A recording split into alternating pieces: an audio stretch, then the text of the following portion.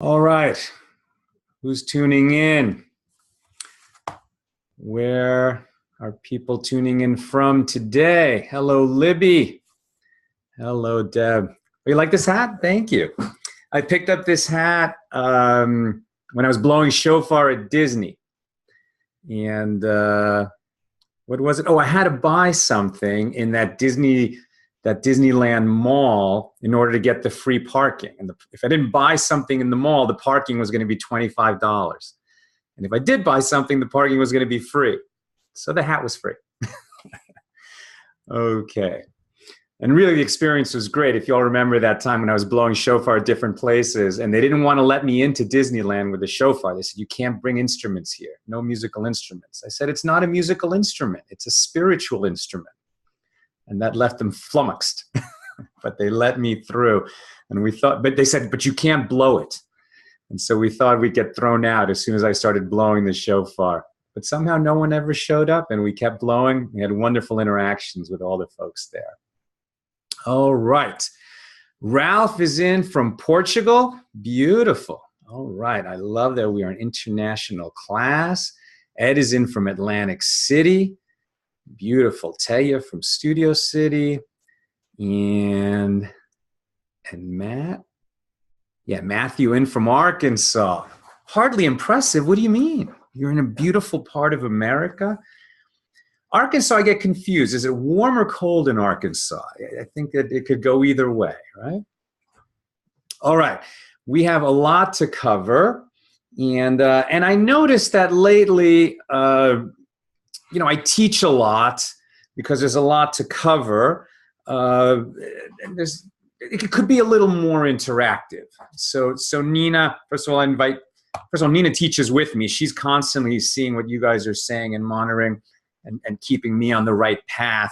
But I'll invite you to jump in a little more often, Nina, if people are going to have questions. And I think there's going to be a lot of questions this time. And our esteemed panelists, just so everyone knows, that we have Irene and Wanda and Jim in from Indianapolis, and Barbara and her kids, who are always a delight to see, and Jeff in Vegas, who can keep us on point when it comes time to sing. There's going to be a little singing this week. Oh boy, Nina's already worried if Sal thinks he's going to sing. Very good. And if anybody, we could take one more panelist. If there's anyone out there that would like to have their camera turned on, you can say so in the chat. Matthew says, depends on the time of year and day about the weather in Arkansas, I bet. And you don't want to hear me sing, since Matthew. Okay. Very good. Let's get into it. So as I mentioned, this week's Parsha, it's a great one. It's a beautiful Parsha. It's Tetzaveh, right, Pekudei. But we're going to go back to last week's Torah portion. Last week was Purim, and we didn't get into it because we didn't get into last week's Parsha during that week because it was Purim and there was a lot to say and to discuss with the holiday of Purim. However, we don't want to overlook last week's Torah portion, so we're going to cover it this week. And I don't even know if we'll get through it in 1 week because it is so rich. So this Torah portion is called Kitisa, or in the more Northern European Jewish Ashkenaz pronunciation, Kisisa, which has to do, it's named at, Parshiot, the Torah portions are always named after either the first word of the Parsha or the first distinct word, if there's sort of common words that come at the beginning. And Tisa is about elevation and about raising up, essentially taking a census of the Israelites in the desert by everyone giving a half shekel. And we'll get into what the meaning of that half shekel was in terms of counting all of the Jews in the desert. But this portion itself is incredibly full. There's so much going on here, it's crazy. And it is going to include some of the highest highs and lowest lows in Jewish history. That lowest low being... Deb Wonder wants to be on camera. Oh, Deb, let's get you on camera. Thank you. So let's see. Promote to panelist. Okay, you will be rejoining as a panelist. Awesome. Hey, Deb. Okay, and so people who are panelists, their cameras are turned on. I can see them and such kind of little icons across the top of my screen. And when we open up the conversation, they, in addition to speaking by writing in the chat window, we can turn on their camera and microphone to talk to the rest of the class. And that's really what makes this interactive in a video way. All right, so in this lowest low that is included in this Torah portion is the sin of the golden calf, which is so mysterious. How is it possible? How is it possible that we, the children of Israel, having been redeemed from Egypt on the wings of eagles, as it were, that's how the Torah likens it metaphorically, that God himself, not an angel, God himself carried us out of there, created 10 manifestations of miraculous holiness, these plagues. You know, the plagues, they're named plagues because terrible things happened to the Egyptians as a sort of payback for enslaving us for hundreds of years. But in fact, for the people being liberated, I mean, they were just unbelievable miracles, miraculous manifestations, so that we would be saved and so that the whole world would know that there's God and that God is in charge and that God is orchestrating everything. And if that wasn't enough, then we got to the sea and the whole sea was parted for us. And we walked across on dry land. Our shoes didn't even get muddy as we walked across the bottom of the Reed Sea. And then Pharaoh and all his chariots who were coming after us to kill us, the waters crashed in on them, they were drowned, and there would be no more Pharaoh's army to pursue us ever. And if that wasn't enough, we were brought to Mount Sinai and given the revelation. In case you missed it in the 10 plagues and the parting of the Red Sea, here is the very presence of God, unmistakable, the voice of God heard by every single person who was present at Sinai, unmistakable. And not 6 weeks later, they're making a golden calf and worshiping it and saying, this is the God that brought us out of Egypt, this hunk of metal. How could this be? It is so beyond explanation, so illogical. It's just not rational. It makes no sense. How could this happen? And so that's what we're going to be inspecting today. And there's a lot of different understandings of this. And the one we're going to follow is a largely Hasidic understanding of these events, which essentially is going to arrive at the idea that it had to be this way, that God arranged it. God actually arranged the golden calf to happen. God had a reason for letting these events be as they were, and it was to teach a crucial lesson that we would not have learned if there had not been the incident of the golden calf. So let's get into it. First, to understand structurally what's happening in the story, this is one of those places in the Torah that shows us that the Torah is not in chronological order. The events of the Torah are placed there for a reason, and that reason is not necessarily that one thing happened after another. Because in fact, this Torah portion, which includes the golden calf, also includes a bunch of instructions about building the Mishkan, right? The tabernacle in the desert, the place that would become the model eventually for the Holy Temple in Jerusalem, but that would actually serve as our temple, as our place of gathering and bringing the sacrifices and the sort of national focus of worship and connection with God. And it would serve that purpose not just for the 40 years in the desert, but for hundreds of years more after we entered the Holy Land, for many generations before David would take up the big collection for the temple itself, and then Solomon would be the one to build it. But for hundreds of years, this Mishkan, this tabernacle assembled in the desert, was the national focus of worship. hundreds of years. I mean, America is not even 250 years old. This tent stood for 400 years, okay? And the nation focused its attention on it.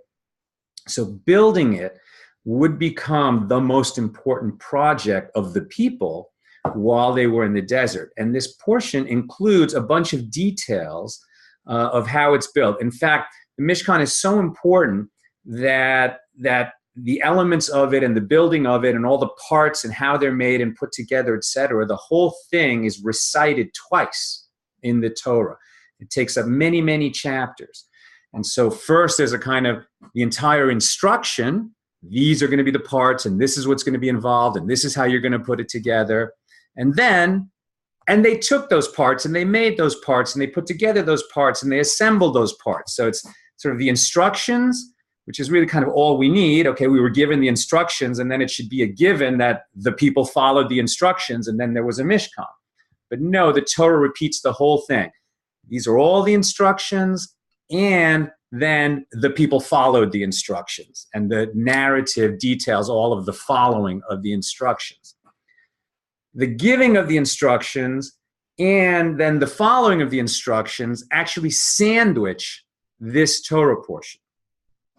And so we're to understand that, the giving of the instructions and the following of the instructions actually all happen after the sin of the golden calf. It's not that they were given the instructions for the Mishkan and then they went and did a golden calf and then they followed the instructions. No, they were given the instructions and then they followed the instructions. And all of that happened after the golden calf episode. And so the golden calf episode, if it were properly chronologically structured in the Torah, would have followed shortly after the giving of Torah. Right? So what happened at the giving of Torah, that was in Torah portion Yitro or Jethro, which is named after Moses' father-in-law. That's when we were all assembled at Sinai. God's presence came down on the mountain. God started to dictate the 10 commandments, and the people were like, whoa, it's too intense. We can't take it. Moses, you be an intermediary for us. Moses says, okay. He gets the next 8 commandments dictated to him on behalf of the people instead of God speaking directly to the people. And then Moses goes up on the mountain to receive the rest of the instruction. And it's while he's up there that this stuff happens. The golden calf episode happens near the end of his stay at the top of the mountain. And then, he comes down. There's the big to-do, which we're going to get into today. And then there's going to be repentance, a huge, huge repentance. First a trial, then a repentance. And then those further instructions would be given on how to build the Mishkan, which would essentially embody this repentance. So the question is, why does the Torah go out of its way to put this episode out of order and in the midst of the instruction giving and instruction following of that Mishkan? And I will submit to you that the reason is because this story is all about teshuvah, repentance, atonement. Okay? We have an understanding in Judaism that the penitent can go to a place that even the innocent cannot approach. Right? You can't do it on purpose. You can't commit a sin on purpose so that you can atone for it later. Then it doesn't work. But since we're all likely to stray many times in our lives and for many reasons, when we come to an understanding of what it is that we've done and how it has violated the relationship that's at stake, either the relationship between ourselves and God or the relationship between us and a spouse, between a parent and child, etc. It's always a relationship that gets violated by a sin. And when we come to understand the true nature of that violation, and we understand how damaging it is to the relationship, and we internalize that understanding, then we reach a place where the sin is no longer possible because we value the relationship so much. And we couldn't have come to understand that value. We couldn't have treasured that relationship if we hadn't gone through this process of endangering it and drawing back from the precipice, atoning, and then internalizing what just happened, what the nature of that sin was, how painful, how damaging it was, and then we're changed by it, right? And so atonement becomes the soul of the Mishkan. This story is placed in the middle of instructing how and then executing the building of the Mishkan to tell you that a building, which is all about coming near the presence of God, it's empty, it's meaningless. No matter how beautiful that building is, if it is not filled with that soul, and particularly that soul of atonement, of repentance, if we're not bringing our hearts to it in that way and trying to be transformed by it, then it's just boards and cloth and screws and nuts and utensils. Okay. Does anyone have a comment at this stage in the proceedings? Okay. Very good. No? Okay. All right. So like I said, Teshuvah is about establishing this deeper connection than would have been possible without it. The Torah portion, thus, has in it, these 3 stages, which mirror the 3 stages, really, of human history and certainly of Jewish history, or the Jewish version of human history. And so at the beginning, we have this kind of perfection.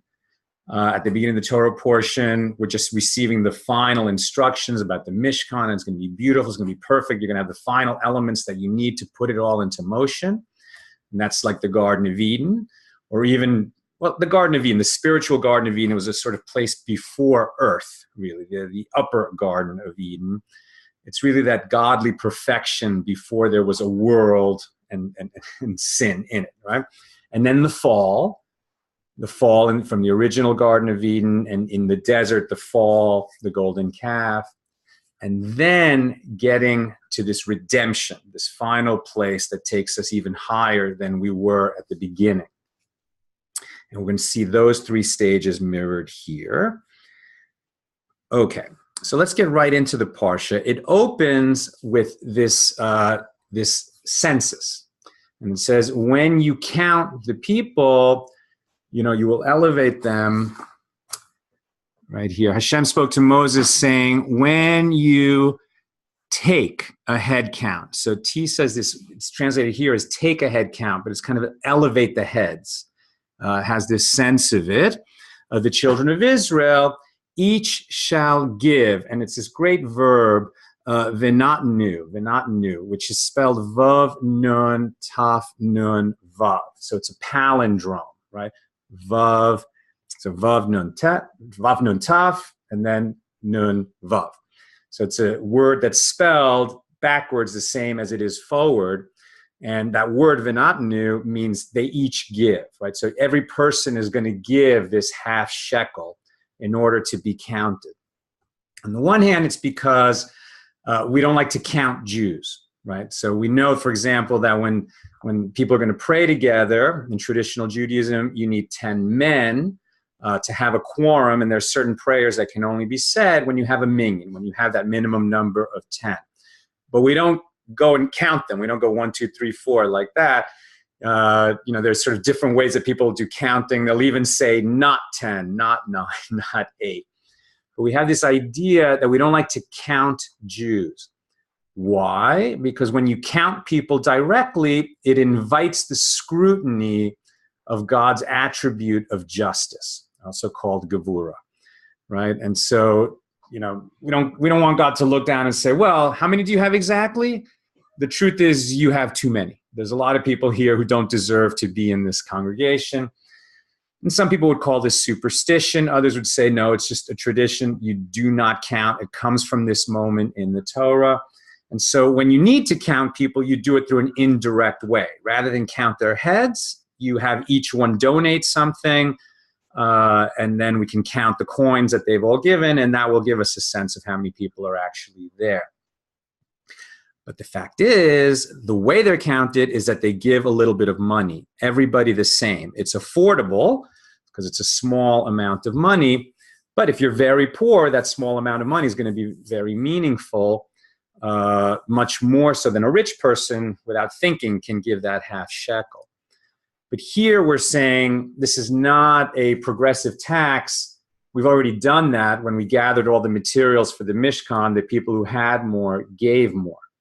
Here we're making, what you'd call a politically regressive tax, simply because every soul is equal. Every soul is equal before God, and so every soul needs the same ransom, as it were. The Torah even uses that word, that they're ransoming their souls.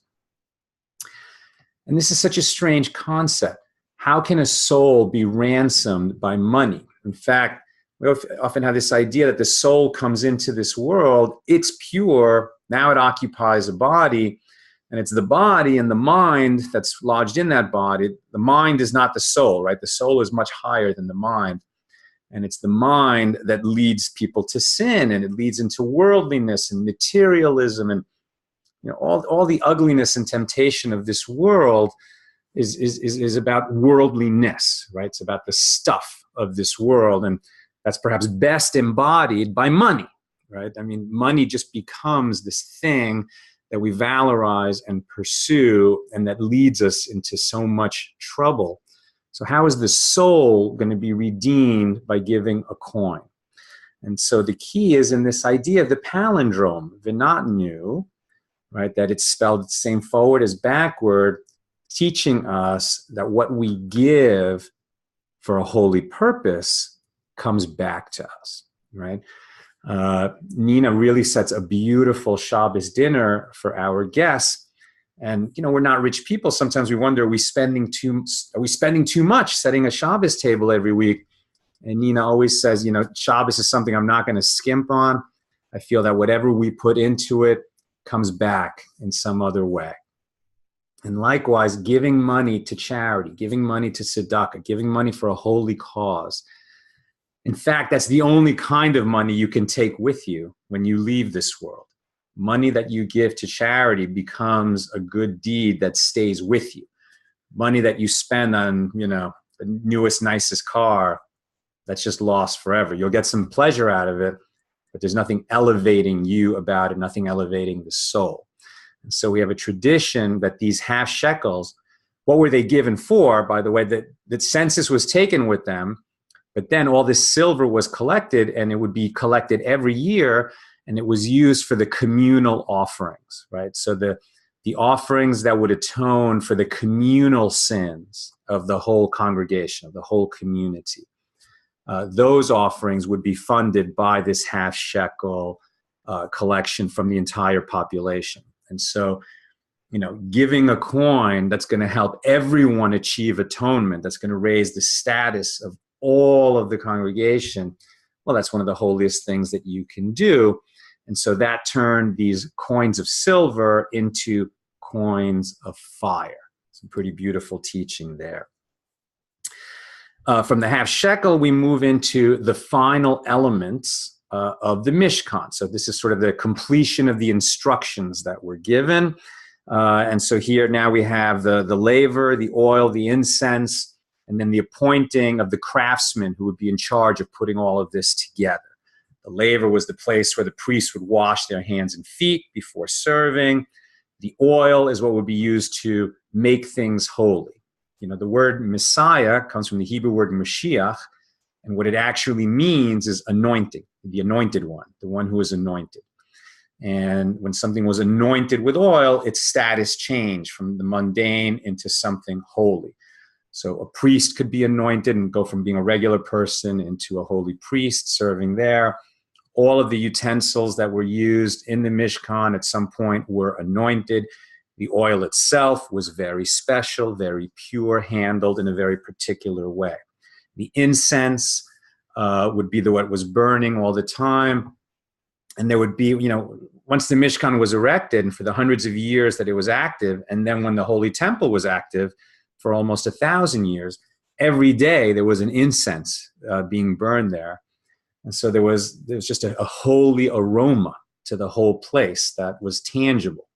We think of these buildings and we just kind of think of old ruins, but they were magnificent, glorious, beautiful places and you would, smell it even before you got there, that you were in a place of transformation.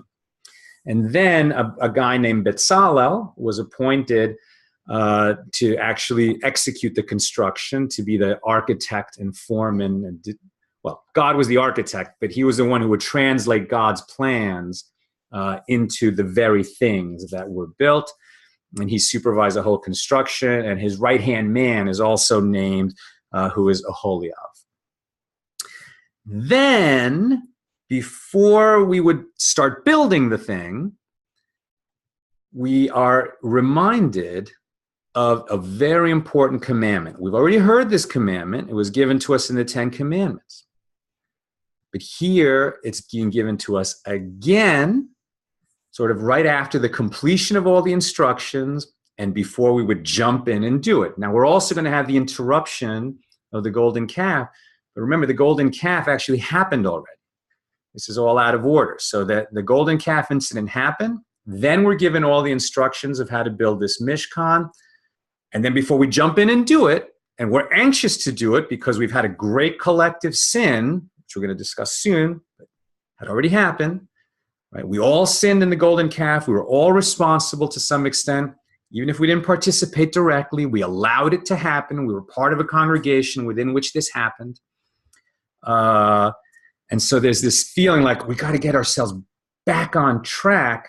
Okay, this is how we're going to do it. We're going to build a physical home for God on earth, this tabernacle. Let's get into it. But before you do, God says, Shabbat.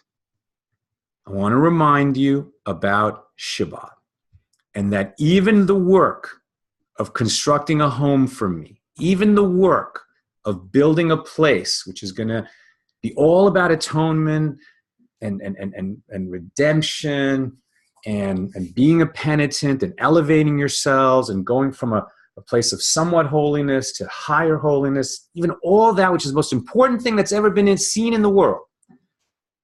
All of that, stop.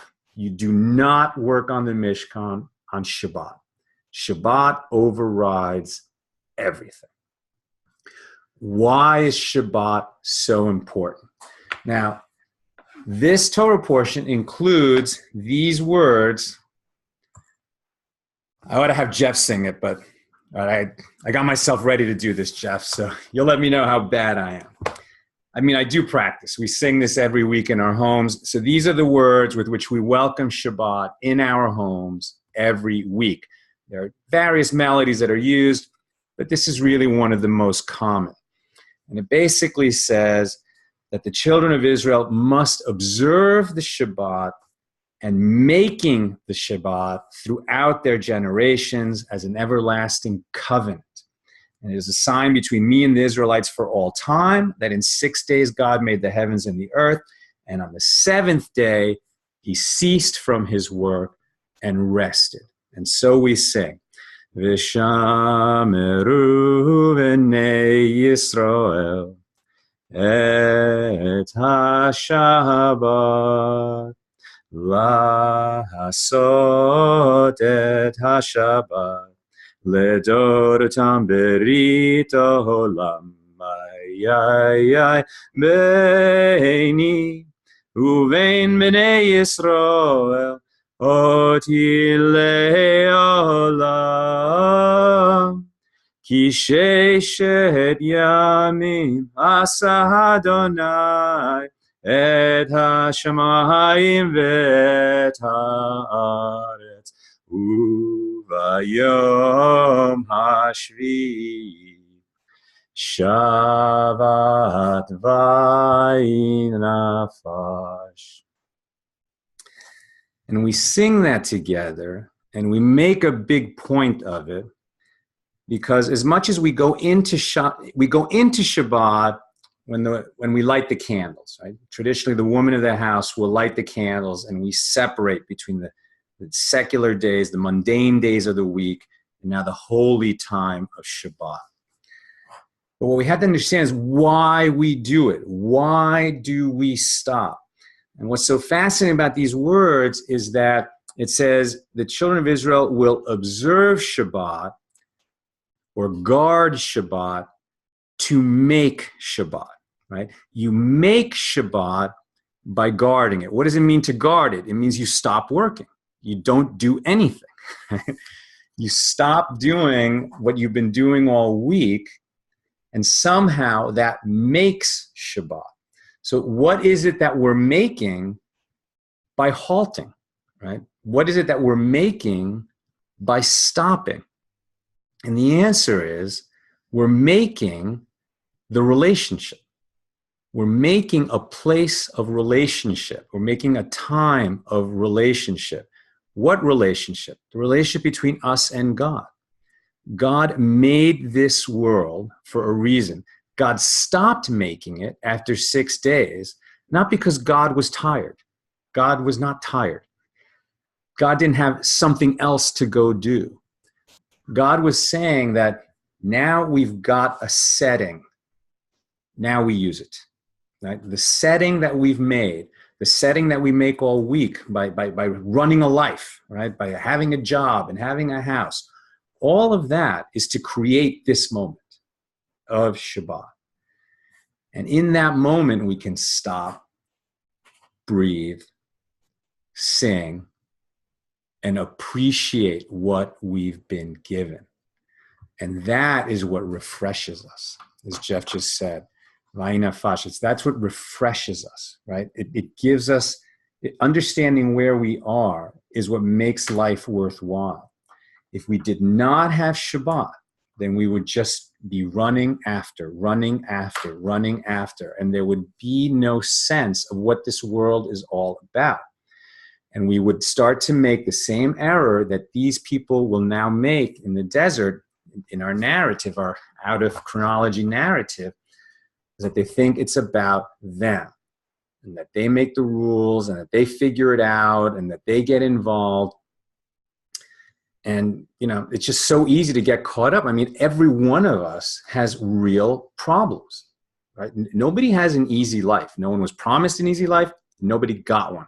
Even the people who inherit great wealth have lots of problems, often bigger problems than the people who make it themselves. Everyone's got stuff they're stressed about. If you do not stop all of it and make that pause, make that cessation, then you have no ability to be refreshed and to grow. Shabbat is that important. It pauses everything, even the work of building the holy Mishkan. And that's something that it's important to understand, is that Shabbat is not just something that we don't do, it's something that we do. English is a little awkward there. But the thing that we're doing on Shabbat is building that relationship. That is how we make Shabbat. Okay. Then we have just one last little thing before we get into the golden calf, and that is that the tablets themselves are mentioned, and the fact that they're engraved. Now, the tablets, our tradition teaches, they don't look like Charlton Heston in the Ten Commandments. They're kind of weighty, but he carries them pretty easily, and they're kind of thin and maybe about this big. So our tradition says that they're 6 tefachim wide. So a tefach is a handbreadth. So that's 2, 4, 6. So they're about that wide, and they're square. So they're about that tall. But here's the kicker. They're 3 tefachim thick, right? So 1, 2, 3, right? They're made out of stone, and they're this thick, right? So that's got to be a good 200 pounds each for these tablets. And Moses is only able to carry them. And remember, he's 80 when he begins this journey. He's only able to carry them because he's given miraculous strength. And these first tablets are entirely miraculous. They're engraved by God, and so the letters go all the way through them, right? And so when you have a mem, the Hebrew letter mem, which has the M sound, like M is in malt. But in Hebrew, that's sort of like an O. It's a fully rounded letter. And so the inside, right? When you write it, no problem. But when you engrave it, the light would go all the way around that inside of the mem. And so that piece of stone would just fall out, except that miraculously it does not. It would hang there suspended. And moreover, even though they're engraved all the way through the stone, you would think that therefore on the back of the tablet, it would be backwards. The writing would be backwards. But no, it was legible from both sides of the tablet, as reading it correctly. So these were some of the miraculous properties of those tablets. Barbara has a question. It is my understanding that Gentiles are not allowed to keep Shabbat. I don't understand this. Would more people keeping Shabbat make the world a better place? That's a great question. First of all, our understanding is that Gentiles are not allowed to keep Shabbat completely, right? Like a complete keeping of Shabbat. Let me just jump in and say, yeah, that does sound weird. And I don't think it means that Gentiles shouldn't observe a day of rest. Years ago, I was on an Israel trip, and my roommate on that trip was a woman who was in the process of converting. And so on Shabbat, she did absolutely everything along with everybody else on the trip, and it was organized by an Orthodox group. So she did everything keeping Shabbat. And then at one point, she just simply pressed an elevator button because she said that she wasn't allowed to fully do it. So I don't think it's that you're not allowed to do it at all, but for whatever reason, and I don't know the answer, if anybody does, please pipe in, why Gentiles aren't supposed to fully do it. I don't know. I mean, it's a sign in terms of keeping it with all of the particulars. Now, how we define Shabbat, this is a much longer conversation. But when we talk about guarding Shabbat, it's very elaborate, right? You cannot cook, you can't have an open flame, you can't turn on a light switch. There's many, many things that a Jew is commanded to do, and they're actually all based on the building of the Mishkan, which we've just explained. It was interrupted for Shabbat. And so our sages derived as 39 categories of work which cannot be done. That's the Jewish way to keep Shabbat. And that's what we're saying. Unless you're a Jew, there's no reason for you to keep the Jewish way of Shabbat. But the idea of resting and reconnecting with our Maker and with our families and with our friends and with our individual purpose, that is certainly available to everybody. And I would say a must. And I would say that's in keeping with the first Noahide commandment of knowing God. You can't know God unless you pause to reflect on God, pause to reflect on your purpose and your journey here. And Shabbat is the ideal time to do that. I think Irene is raising her hand. Yes, thank you.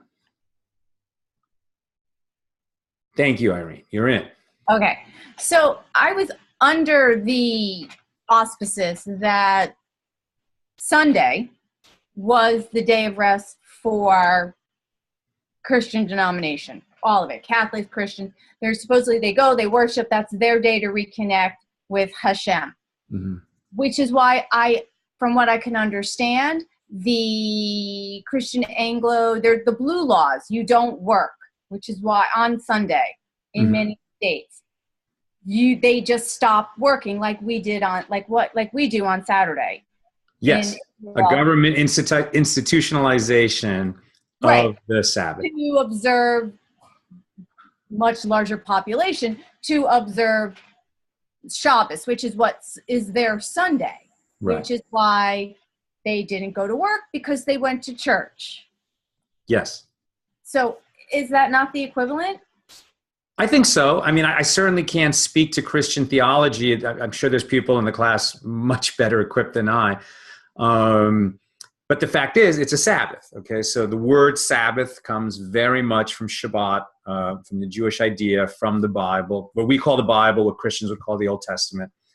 And then the fact that it got moved to another day, I think, was to dissociate it from its Jewish roots. From the time of Jesus' death, because as I understand it, he celebrated Shabbos. There was, and then for sure. And then it was the apostles that supposedly decided to change the rules. I can't speak to Christian theology. I'm just What saying. I recall hearing is that those changes actually came later. Some 100 years later, some 400 years later. But they never. But there was an evolution. But they never explained why they came. Why those changes came? Yeah, they never explained. You will hear different answers on this question from members of different Christian denominations. The Catholics will have a different explanation of this than the Protestants. There's many subdivisions within Protestants. I think we got to get Jason Van Borsum into this class. I think he's now an ordained minister. His dad is Jewish, and he was always fascinated by the Jewish roots of Christianity, and really wanted to understand this history. And he feels that he cannot understand his own Christianity without understanding its Jewish roots. And so he has become very knowledgeable in Talmud, in Bible, in Tanakh. He knows more about Judaism than most Jews, for sure. The vast majority of Jews in the world, yeah. Right. Okay. And Rebecca just offered an article on the Sabbath in Christianity. Let's get back to this Torah portion. All right. So we had this last little interlude, a little description of the tablets, and now we get into the narrative of the golden calf. Now, our sages teach that what was especially tragic about this incident is that it was based on a misunderstanding. Moses said to the people, I'll be back in 40 days. And they thought that, well, the day he left was day one of the 40-day count. And in fact, because it was an incomplete day, it was not included. The day, the first day of the 40-day count was the following day. And so essentially, after 40 days, right, almost 6 weeks, he's a day late, according to their estimation. And all of this craziness happens. It makes no sense. For 40 days, okay, we're all right. He's gone for 40 days. Remember, this is no cell phones. I mean, if you sent somebody a letter, it was on a clay tablet or maybe some papyrus. If this letter was going to travel 200 miles, well, it might take 4 weeks. It might take 5 weeks to get there. You weren't so uptight about the scheduling that if something was a day late, you'd suddenly throw up all your values in the air and go insane and risk everything. How did this happen? And so here we get into this Hasidic understanding of these events that it was orchestrated, right? That something about these events, God desired it, that it should be this way. And so the tradition teaches that God's instrument in bringing this about was Satan. Right, Satan, we mentioned before in our class, in English, Satan. But we have to understand that the Jewish understanding of Satan is not the same as what's out in the culture, right? In American culture, we think of Satan as this force that, it's running loose in the world. It opposes God. It has the power to oppose God.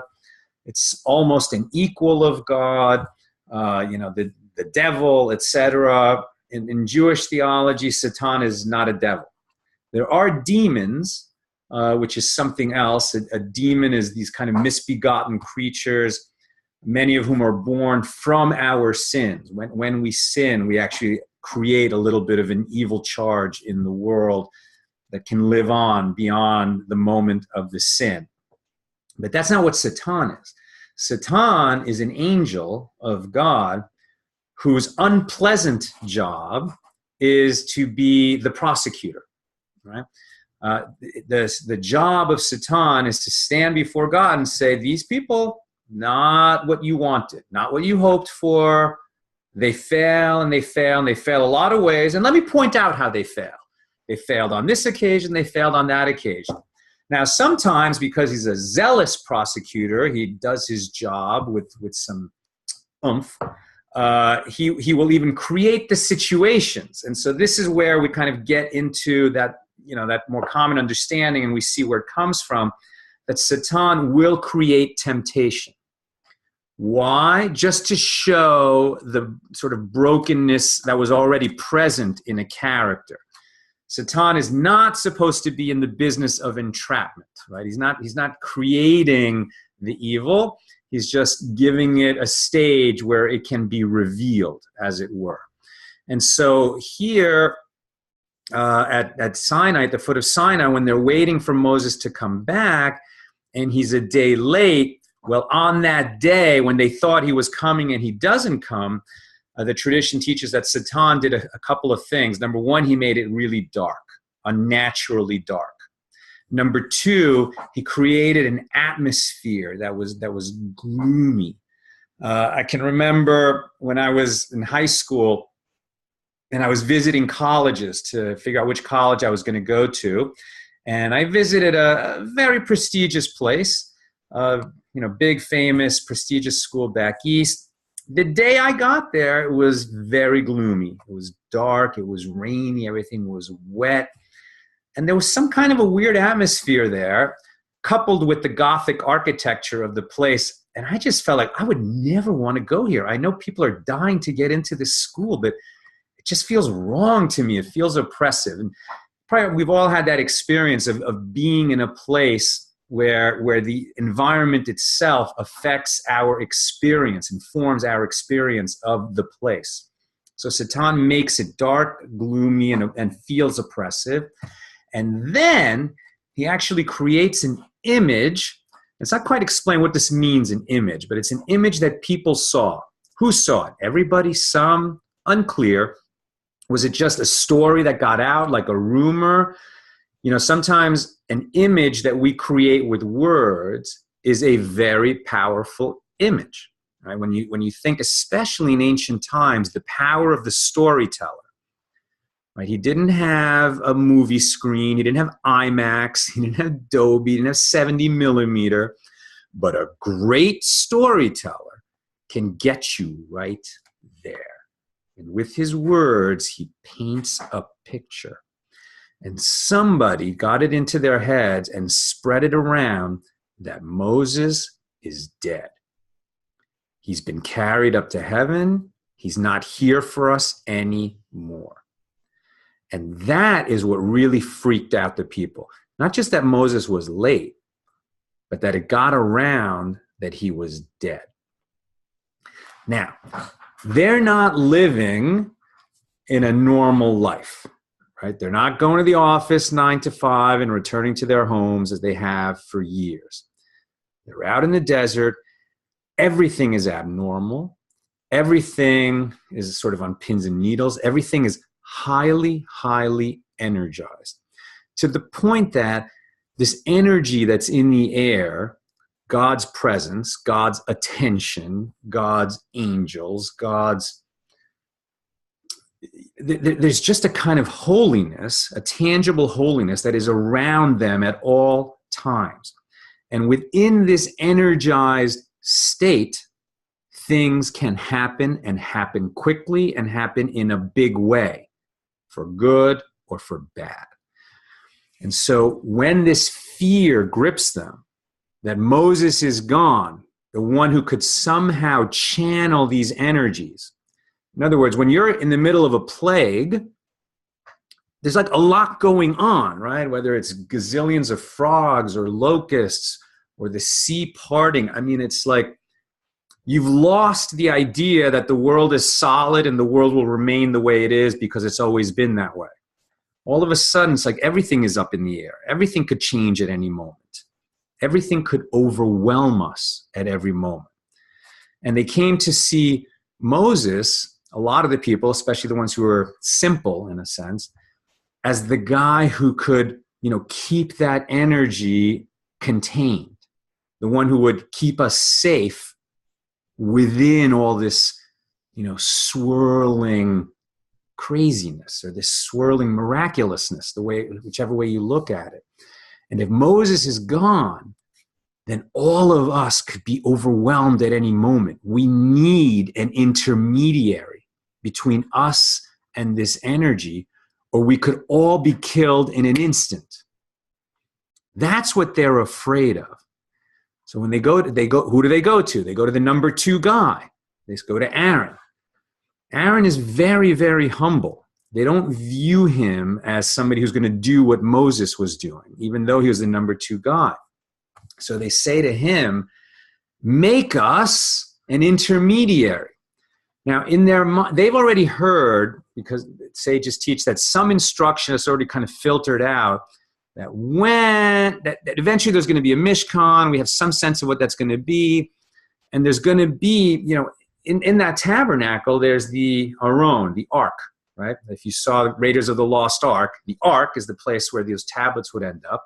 And over the Ark, there is a 2 gold figures. It's actually 2 angels with their wings outstretched. And there's this sense that that is the very center of the universe, that God's energy is sort of channeled somehow through those angels. They're called kruvim, which in English is cherub or cherubim. Cherubim is plural of cherub.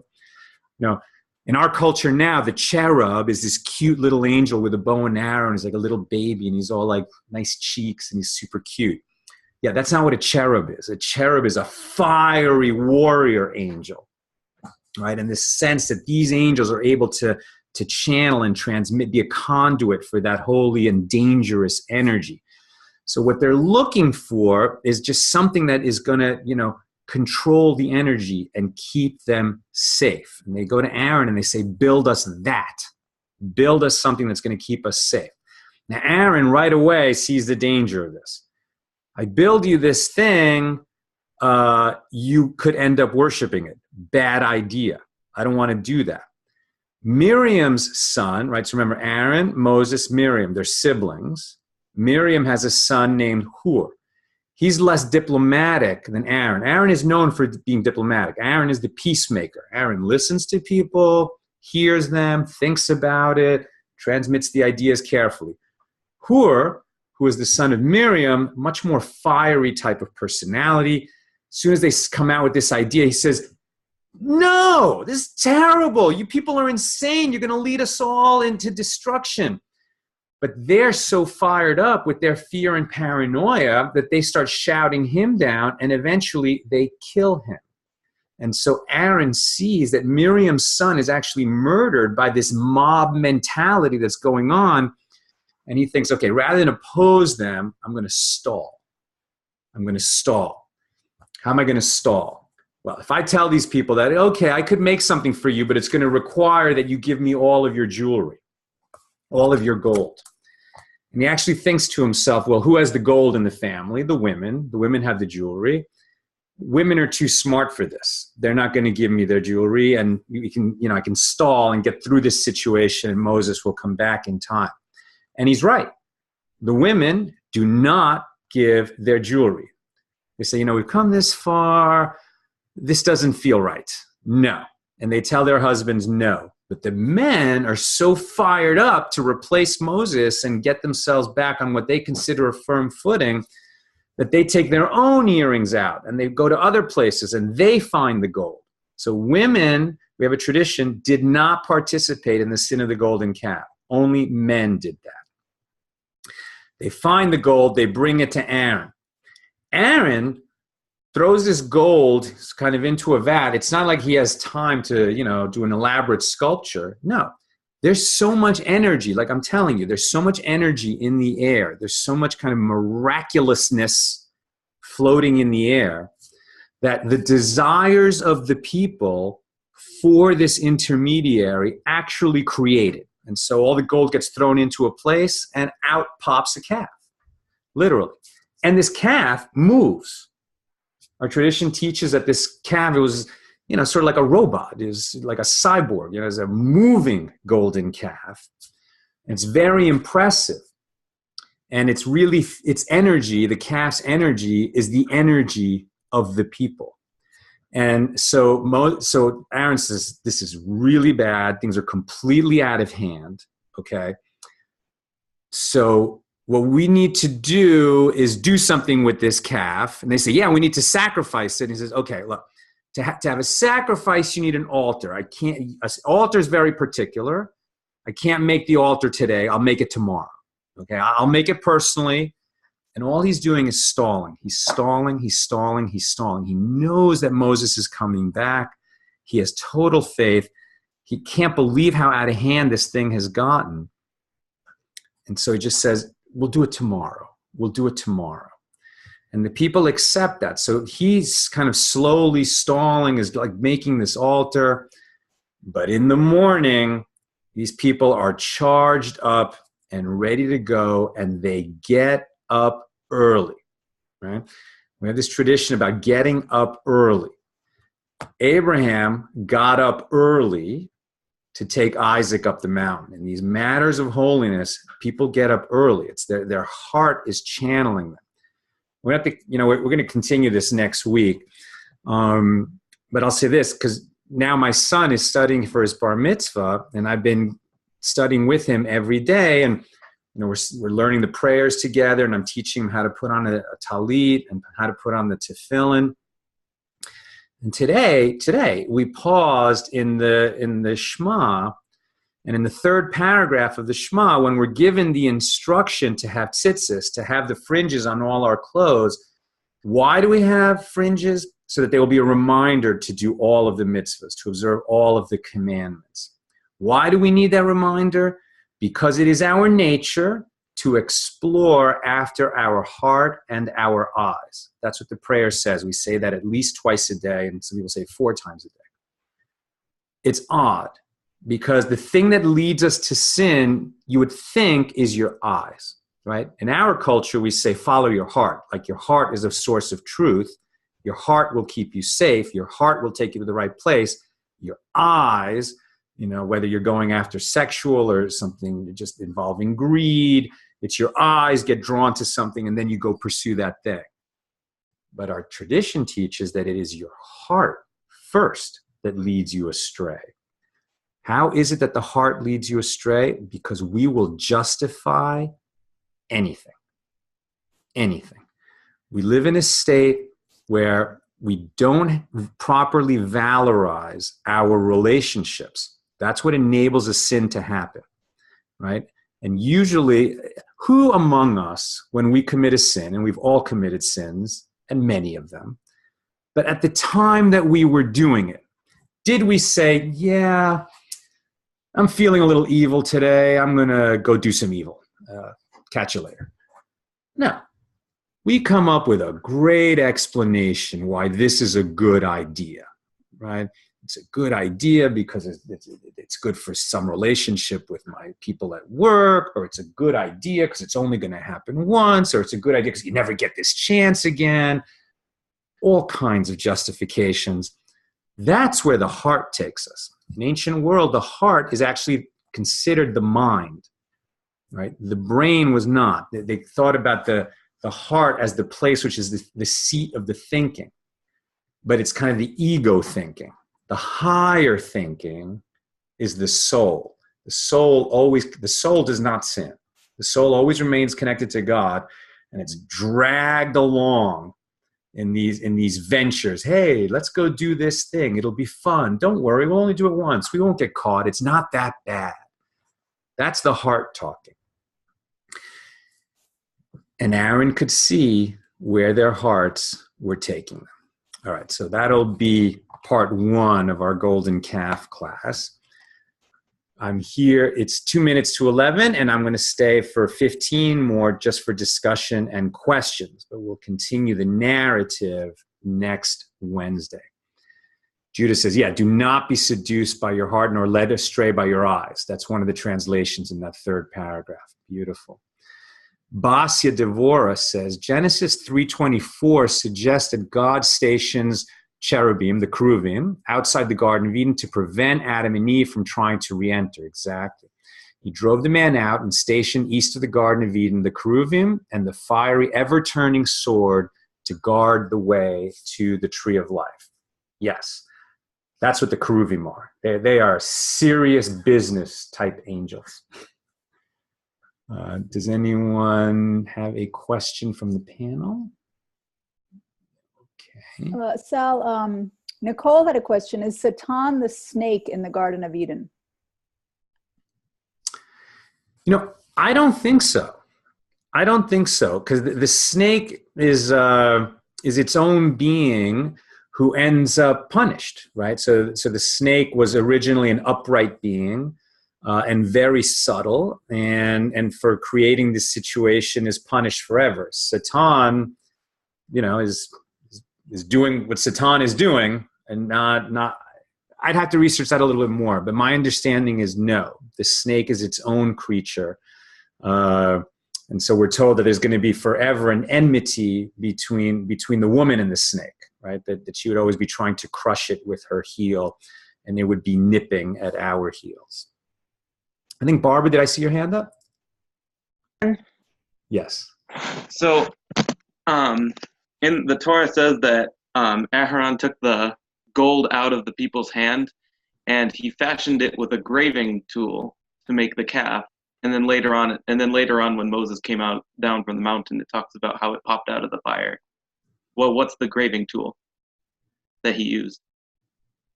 That's a great question. I don't have the answer. I do know. I would think that according to the Hasidic interpretation that I've been following today, and most commentators will say that Aaron was stalling, right? The main thing, because otherwise, why is Aaron not held responsible for all this? I mean, of all people, he should have known better. He's the one who should have said, no way. Oh, fine, you want to do this? You go do it. I'm not going to be involved with this at all. And instead, he does get involved. And there is some sense that he knew that he could both slow it down and take some of the responsibility onto himself, knowing that he was doing this with the right intent, that was certainly not idolatrous, but that didn't allow, and he was successful. He was successful in the sense that not everybody participated. There were a lot of people that were saved. And when we continue this next week, we're going to see that there were actually 4 groups of people. Everybody could be divided into 4 groups of people. There was the Jews who were warned not to do it and then people witnessed them committing idolatry. And that's what's necessary for a court to execute somebody in a capital offense, that they were warned and then the act was witnessed. Then there were people that were not warned and witnessed. And then there were people who were not Jewish. There was a huge number of people out in that desert who came out from Egypt and who were essentially converting to Judaism, but their conversion was not complete. And so they were actually held to a different standard legally than the Jews. And they were fortunate in that because essentially they had not bought into the same contract and they weren't held to the same standards. And so more mercy was given to them. So I think that this engraving tool had to do with the stalling. But we're also going to be talking, because we're going to return to the tablets. And tablets are very interesting. When you give somebody a law, when you tell them what to do, okay, so now the words have been uttered and they've been heard, and they should be remembered, but often they're not, right? Many times your mom has told you to do something and you didn't remember or chose not to remember at the time of doing it. So then the next level is we write it down. Okay, we're going to write it down so we're clear on what your responsibilities are. Here they are. Here's the rule sheet, right? But the letters that are written on a piece of paper can be erased from that piece of paper, right? The ink can be dissolved. It can be scraped off the parchment. They're not permanent.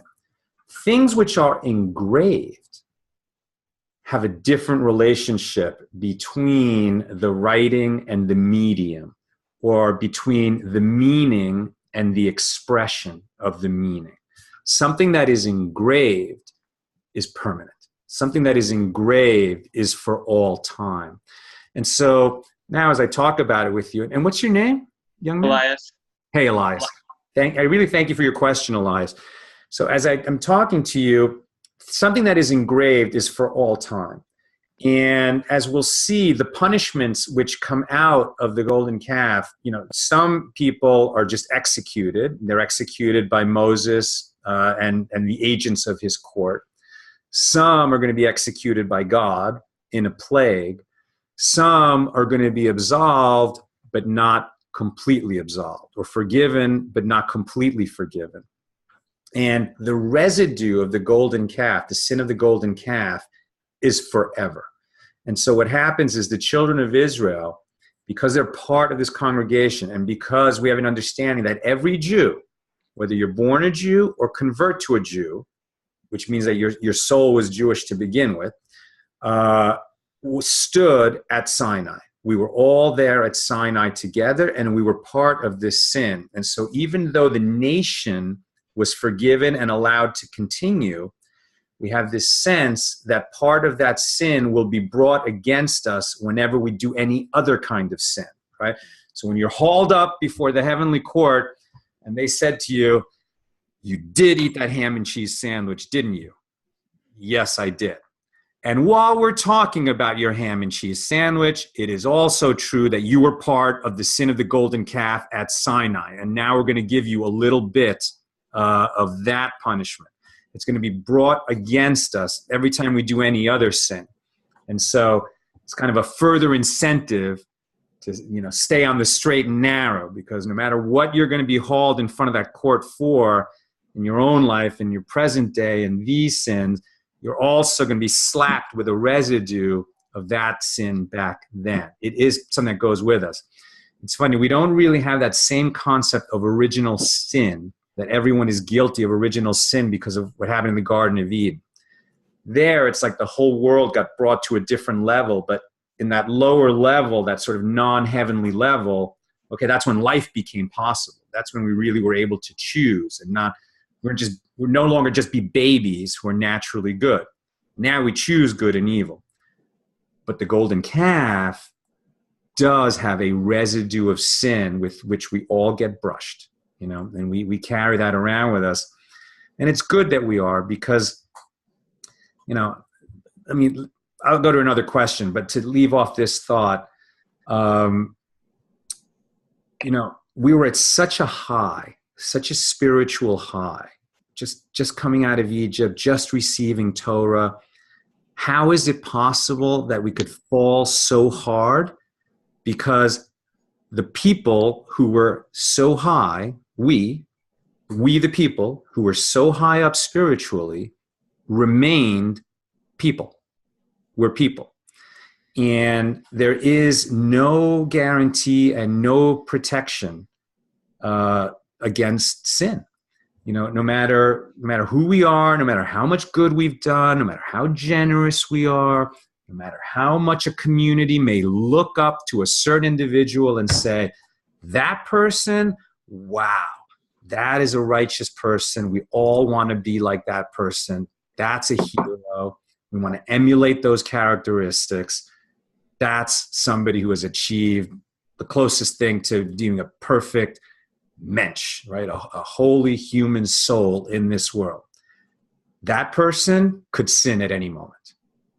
No one is protected from that. And in fact, such a person who's so righteous and that everybody looks up to, when they do a wrong, it has a big impact, because everyone is watching and everyone is saying, that's who I want to be like. And then they discover, you know what? Human, capable of falling and capable of doing great, great harm. And we're just seeing that over and over and over now in the culture. And, as fast as we are to tear down our heroes and to tear down our idols, we should not idolize, or we shouldn't idolize anyone. But we should hold people up as a good example if that's somebody I want to imitate. And then we should probably be a little bit more forgiving when we discover that they're human and we've made mistakes. Thank you. Sure, Elias. I'm reading Irene's question. The Torah portion that was just read stated that it was only when Moses came down from the mountains is when the calf jumped out. Can you explain if Aaron was stalling in committing the sacrifice? Yeah, he was stalling as long as he could. There's no question he was stalling as much as he could. But, but we have this tradition that the people got up early, right? Satan helped them, and they got up early on that next day. And because it was all happening around them and it was going to happen and they were going to get their replacement for Moses, they were like really happy. And they were dancing, and the dancing led to, I mean, there's young people here, but okay, they were not just dancing. They were having big public physical displays. They were just carried away with it. Blood came into it. They got violent, and it was like a big, crazy party. And Moses, remember, he's on top of the mountain. God tells him that they're down there doing this. And God says, I want to destroy them. And Moses argues with God. We'll be talking about that next week. Moses argues with God and says, don't destroy this people, so that the whole world will say you just brought them out in the desert to destroy them.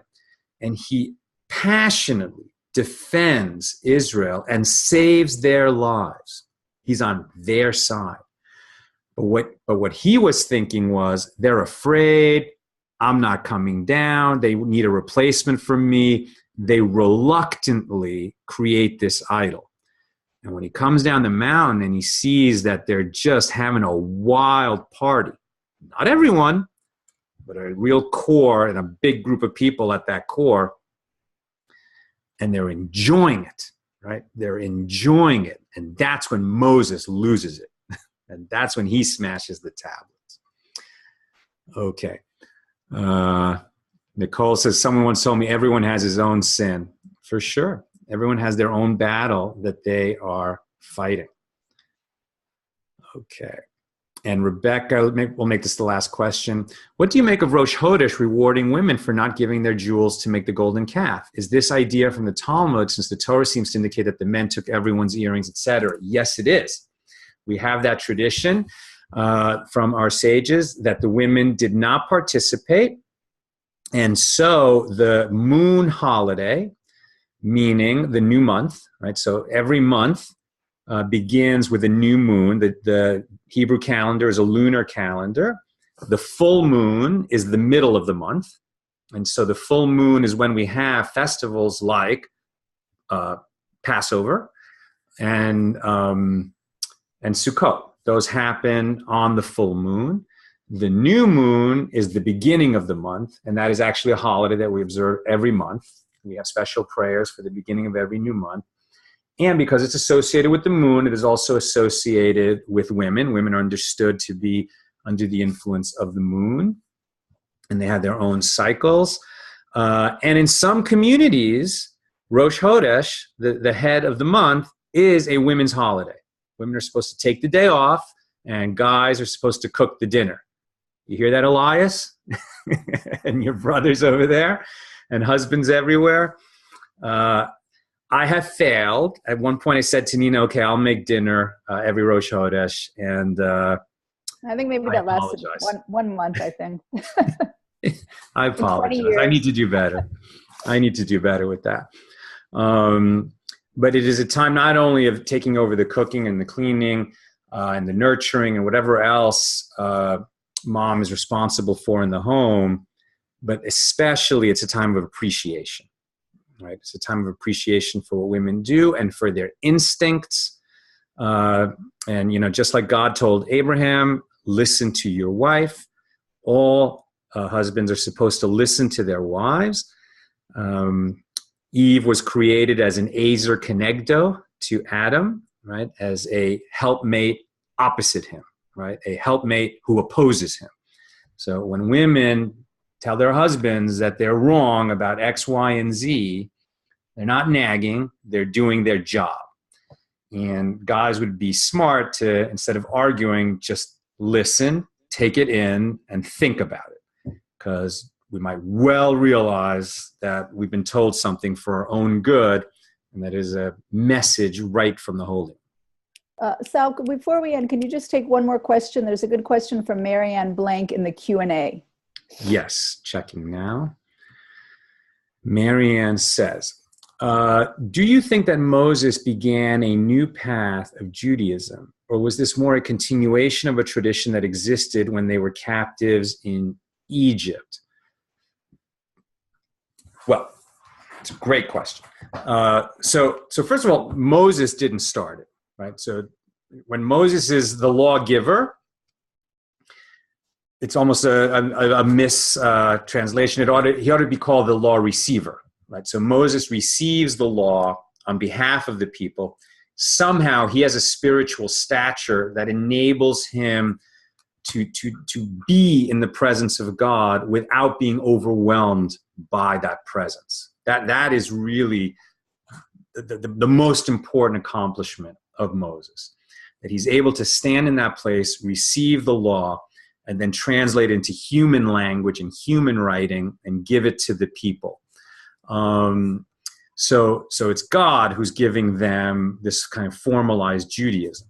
So then the question is, well, what were the Jews before Sinai? What were the Jews before they were given the law? And our tradition says that they had quite a bit of it, that somehow the patriarchs, Abraham, Isaac, and Jacob, and the matriarchs, Sarah, Rebecca, Rachel, and Leah, instinctively followed much of the Torah. I mean, they didn't have a temple, but they were bringing sacrifices. Instinctively, they knew how to slaughter the sacrifice in a kosher way. Instinctively, they knew how to observe Shabbat. They did observe Shabbat. They did have a day of rest. They hadn't been given laws about who is prohibited in marriage, right? And so, I think we have that. I think that actually Abraham was closely related to Sarah in a way that probably would have been prohibited later, but there was an exception. It somehow worked out. So they had not been formally given the law, but yet the main thing, right? The main thing was the relationship with God, and that they had, right? Abraham was the one man in the world who understood there's one God, everything has to be about the one God, and because there's one God, I need to transmit the blessings that I receive into blessings for others. So Abraham's primary quality was chesed, this loving kindness, whereas Yitzhak, his son, his primary quality, another attribute of God, and the balancing force to chesed is gevura. I think we're going to have a class on basic Kabbalah. But there's kind of two main forces in the world, chesed and gevura, loving kindness and restraint. And those were embodied by Abraham and Yitzhak, Abraham and Isaac. And then Isaac's son Jacob would be the one who could balance these two primal forces, loving kindness and restraint. And it's this it's called tiferet, and it's this harmony. Jacob was all about harmony, or some would say he was about truth. And so they brought so much goodness into the world through their understanding of the Holy One and what the Holy One wants from us, that they were considered Jews, full-fledged Jews, although they wouldn't have called themselves that. They called themselves children of God, of the one God. And this is off topic and we're getting long. But I guess next week, remind me, we'll say, why are we called Jews? Jews is actually named after just one of Jacob's sons, Judah. And we can explain that in the future. All right.